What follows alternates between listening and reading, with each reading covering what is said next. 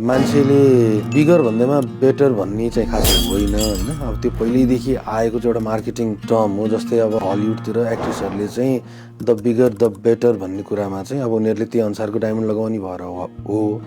अब डायमन्डको कम्पोजिसनमा चाहिँ कस्तो हुन्छ भने कुनै पनि नेचुरल डायमन्ड फर्मेसनमा चाहिँ एटलिस्ट 1 बिलियन इयर्स लाग्छ।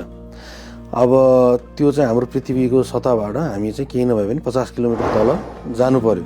त्यसमा चाहिँ एउटा किम्बरलाइट भन्ने अर्को एउटा पत्थर हुन्छ। त्यो पत्थरमा चाहिँ कार्बनको रूपमा चाहिँ डायमन्ड बसेको हुन्छ। त्यसलाई चाहिँ एकदम कन्स्ट्यान्ट हिट कन्स्ट्यान्ट प्रेसरले गर्दाखेरि चाहिँ त्यो बिलियन इयर्समा चाहिँ एउटा डायमन्ड निस्किने हो होइन। त्यो कारणले गर्दाखेरि डायमन्ड जति ठुलो हुन्छ, जस्तै एमएमको हिसाब हुन्छ, मिलिमिटरको हिसाबले पनि जति ठुलो हुन्छ त्यति एक्सपेन्सिभ हुन्छ। अब त्यो त्यति रियर हुन्छ। साइजको हिसाबले चाहिँ इट्स भेरी इम्पोर्टेन्ट होइन। अब ठुलो हुँदैमा राम्रो हुन्छ भन्ने छैन। अब त्यो हामी फेरि ब्याक टु त्यहीको 4 फ्याक्टर्समा जाउँ। त्यसमा चाहिँ क्यारेट भनेको वान अफ द फ्याक्टर मात्रै हो जसले चाहिँ डायमन्डको प्राइस डिटरमाइन गर्छ होइन। त्यसमा अरू फ्याक्टरहरूले पनि एकदम भाइटल रोल प्ले गर्छ।